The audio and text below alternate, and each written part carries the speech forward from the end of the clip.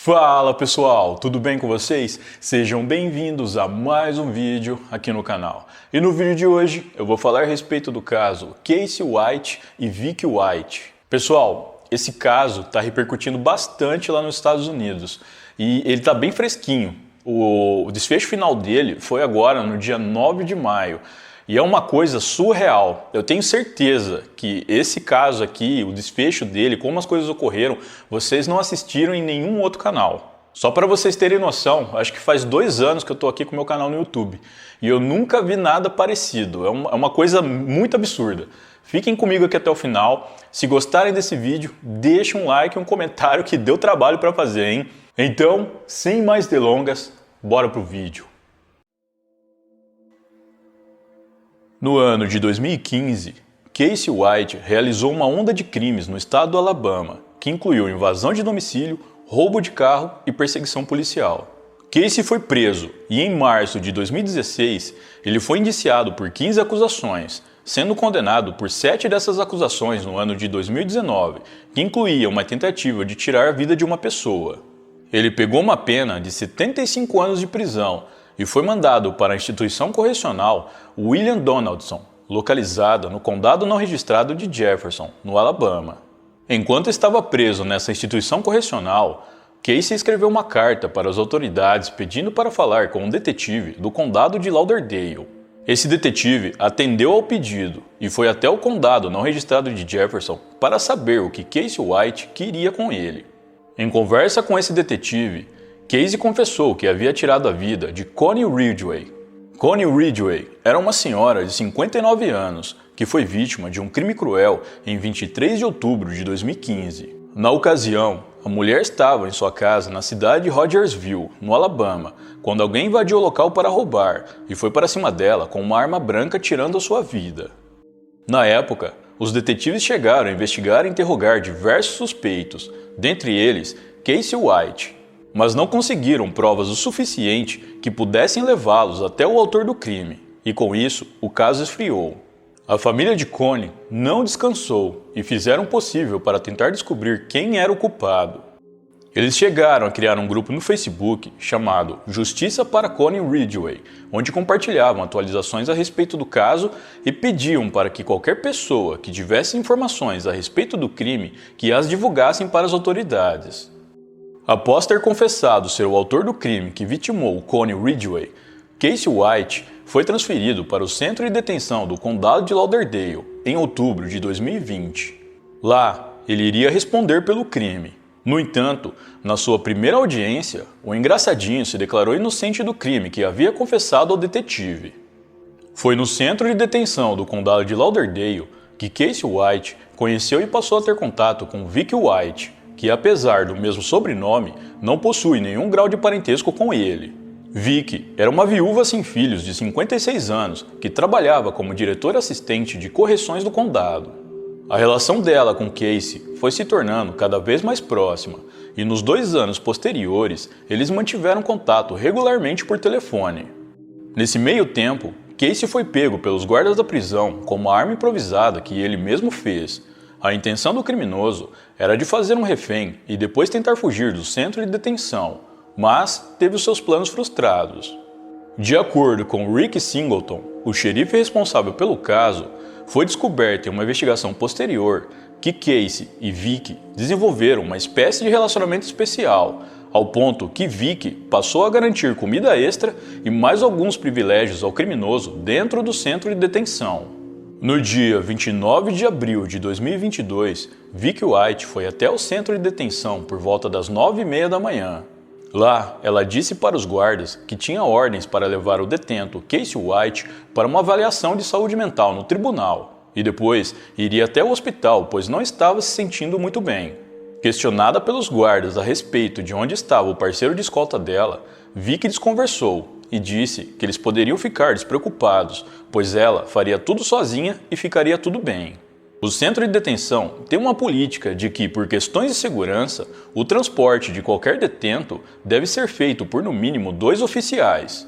Vicky White era uma profissional exemplar, sempre trabalhou direito e muito bem, e não havia sequer uma mancha em sua carreira que pudesse classificá-la como uma pessoa não confiável. E foi por conta disso que certamente os guardas a deixaram sair sozinha com Casey White, sem desconfiarem de nada. Imagens de câmeras de segurança instaladas na portaria do centro de detenção mostram o exato momento em que Vicky chega com a viatura e coloca Casey no banco de trás. Na sequência, ela sai do local e segue rumo desconhecido. As horas passam e Vicky não retorna com o detento. Preocupados, os guardas informam o xerife que saem em uma busca pela mulher. Mais tarde, por volta das 11h30 da manhã, a viatura que Vicky conduzia foi encontrada no estacionamento de um shopping nas proximidades, mas não havia nenhum sinal dela e nem de Casey no local. Nesse momento, o xerife e demais autoridades começaram a ficar preocupados, acreditando que Casey, de alguma maneira, conseguiu se livrar das algemas e atacou Vicky para se libertar. Pensando nessa possibilidade, eles já esperavam pelo pior e rapidamente deram início às investigações. Ao checarem as câmeras de segurança do estacionamento do shopping, eles notaram algo muito estranho. Vicky desce da viatura e tira Casey do banco de trás voluntariamente, que agora está sem algema e usando roupas normais, sendo que na hora que ele entrou, ele estava algemado e usando o macacão laranja de detento. Na sequência, os dois vão em direção a outro veículo, um Ford Edge laranja ano 2007, que já estava estacionado ali. Eles entram no carro e saem do estacionamento do shopping. Através dessas imagens, as autoridades perceberam que Vicky, na verdade, não era uma vítima de Casey, mas sim sua cúmplice, e o estava ajudando a fugir. Com isso, o xerife responsável pelo caso decidiu fazer uma investigação em cima de Vicky White para descobrir os motivos que a levaram a fazer isso. E foi durante essas investigações que foi descoberto os frequentes contatos que Casey e Vicky tiveram nos últimos 2 anos e os privilégios que a mulher concedia ao detento dentro do centro de detenção. Foi descoberto também que todo o plano de fuga foi premeditado meses antes e não de última hora, como alguns acreditavam. Para que seu plano desse certo, Vicky precisava de uma quantidade significativa de dinheiro. E para isso, ela foi morar com sua mãe e vendeu a sua casa. Como precisava desse dinheiro rápido, ela anunciou a sua casa por apenas $95 mil, sendo que a casa estava avaliada em quase $350 mil. Ela conseguiu vender a casa no dia 18 de abril. Semanas antes disso, ela havia ido a todos os bancos do qual tinha conta e retirou todo o seu dinheiro deles. Ela também foi a uma loja de departamentos local, onde comprou roupas masculinas do tamanho de Casey White. E a sua empolgação era tanta que ela aproveitou para passar em uma loja de adultos para comprar alguns brinquedinhos. Aquelas lojas que vendem óleos lubrificantes, mas ao invés de você usá-los em componentes do seu carro, você os usa em outras partes.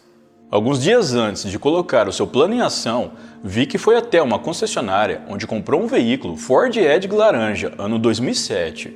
De acordo com os funcionários dessa concessionária, ela usou um nome falso e saiu com o carro no mesmo dia.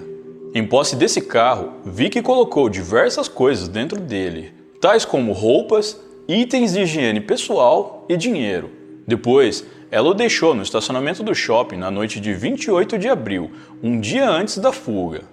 Voltando para as investigações a respeito da fuga, os policiais descobriram que o Ford Edge havia sido abandonado no meio de uma estrada no condado de Williamson, no estado do Tennessee, a cerca de 160 quilômetros do condado de Lauderdale, no Alabama. Um rebocador que, sem saber a sua origem, o tirou do local e o levou para um pátio. Posteriormente, o veículo foi levado de volta para Lauderdale, onde as autoridades realizaram uma perícia em seu interior, mas nada foi encontrado. Rick Singleton, o xerife responsável pelo caso, deu uma coletiva de imprensa onde explicou sobre o que estava acontecendo. Nessa mesma coletiva, ele pediu ajuda da comunidade e ofereceu uma recompensa de $10 mil por qualquer informação a respeito do casal de fugitivos. Ele também alertou as pessoas dizendo que Casey e Vicky White estavam armados e eram considerados perigosos. Mais tarde, as autoridades divulgaram fotos de Vicky alteradas no computador, simulando como ela estaria se estivesse disfarçada. Eles também divulgaram fotos das tatuagens de Casey White para que as pessoas tivessem mais facilidade em reconhecê-lo. Antes de terem abandonado o Ford Edge no estado do Tennessee, Casey e Vicky White já tinham comprado outro carro. uma Ford F-150, da qual pagaram $6 mil em uma concessionária da cidade de Nashville. Após a mudança de veículo para despistar as autoridades, o casal de fugitivos foram para um motel de beira de estrada, onde ficaram hospedados por um tempo. Nesse ponto, a mídia já estava cobrindo todos os detalhes a respeito do caso, e a história de Romeu e Julieta de Chernobyl já havia se espalhado por todo o país. A repercussão foi tanta que a governadora do estado do Alabama, Kay Ivey, ofereceu uma recompensa de $5 mil por qualquer informação que levasse as autoridades até os fugitivos. Nos dias que se seguiram, uma força-tarefa composta por vários policiais dos estados do Alabama e do Tennessee realizaram buscas nas prováveis cidades que o casal poderia estar. Em uma dessas cidades, Nashville, os policiais entraram em uma concessionária e mostraram as fotos dos fugitivos para um vendedor. Assustado, o homem disse que os dois estiveram na loja e compraram uma caminhonete Ford F-150 azul em dinheiro vivo. Perguntado se ele sabia para onde eles teriam ido, o homem disse que não, e que o casal saiu em 2 veículos, Casey na caminhonete e Vic no Ford Edge, que havia sido abandonado alguns dias antes e já estava em posse das autoridades. Com essa nova informação, os policiais avançaram nas investigações e acreditavam que seria uma questão de tempo para eles capturarem o casal. No dia 8 de maio, a polícia recebeu a denúncia de que um homem havia abandonado uma caminhonete Ford F-150 azul em um lava-rápido na cidade de Evansville, no estado de Indiana. Os policiais foram rapidamente até o local para checar essa denúncia e, ao terem acesso às câmeras de segurança do lava-rápido, constataram que o homem que aparece nas imagens abandonando o veículo na data do dia 3 de maio era Casey White. Quem fez a denúncia foi James Stinson, um funcionário do Lava Rápido, e foi através dele que a polícia descobriu também que após Casey abandonar a caminhonete, ele entrou em um Cadillac cinza que Vic estava dirigindo. No dia seguinte, 9 de maio, um policial que patrulhava uma área em Evansville avistou um Cadillac cinza estacionado em frente a um motel conhecido como 41. O policial havia recebido a informação no dia anterior que Casey e Vic White estavam em posse de um veículo com as mesmas características. Ele então decidiu comunicar aos detetives, que foram rapidamente até o motel e passaram a monitorar o local. Algumas horas depois, os detetives viram um casal de fugitivos saindo do quarto de motel e entrando no Cadillac. Os detetives foram rapidamente na direção deles para abordá-los, mas ao perceberem a ação, Casey e Vic White empreenderam fuga. Várias ordens de parada foram dadas ao casal, mas eles ignoraram todas e continuaram fugindo. Uma perseguição em alta velocidade se deu início, com o casal fugindo para uma rodovia que fica ao norte. Alguns quilômetros à frente, Casey e Vic White entraram com o carro em um campo gramado de propriedade de uma indústria. Nesse momento, não se sabe por qual motivo, a mulher faz uma ligação para o 911, mas ao invés de conversar com o atendente, ela fala com Casey pedindo para que ele pare o veículo, pois senão os airbags vão explodir. Ela também pede para que ele pare, para que eles possam descer do carro e sair correndo.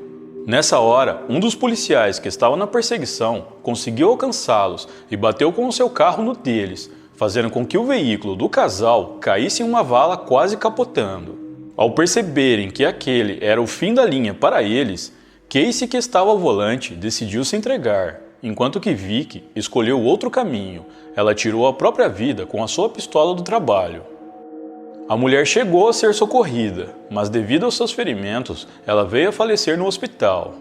Casey White, de 38 anos, foi mandado de volta para a prisão e, além dos seus outros crimes, ele também responderá por crimes adicionais devido à sua fuga. Além disso, se for provada a ligação dele no caso Connie Ridgway, ele deve ir a julgamento e pode pegar a pena capital. Lembrando que ele confessou de livre e espontânea vontade a um detetive que tirou a vida de Connie, mas, em sua primeira audiência, ele se declarou inocente. Os policiais que participaram de sua prisão disseram que Casey não demonstrou nenhum remorso e muito menos tristeza pelo que aconteceu com Vic, o que só comprova que ele é um criminoso frio e sem escrúpulos.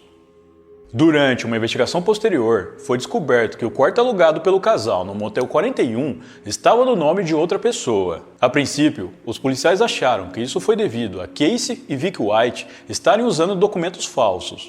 No entanto, o nome registrado no motel pertencia a uma pessoa que era moradora de Evansville. Os policiais então foram atrás dessa pessoa, pois havia a possibilidade da mesma ser uma cúmplice na fuga do casal. Mas, ao ser questionada, essa pessoa disse que foi abordada por eles enquanto caminhava próximo ao motel. E eles disseram que estavam sem os documentos, e então pediram para que essa pessoa reservasse um quarto para eles no motel e que eles pagariam por isso. Os policiais advertiram essa pessoa, dizendo que o casal eram fugitivos perigosos e que poderiam ter causado uma tragédia. Eu não encontrei informações se essa pessoa irá responder por isso criminalmente ou não.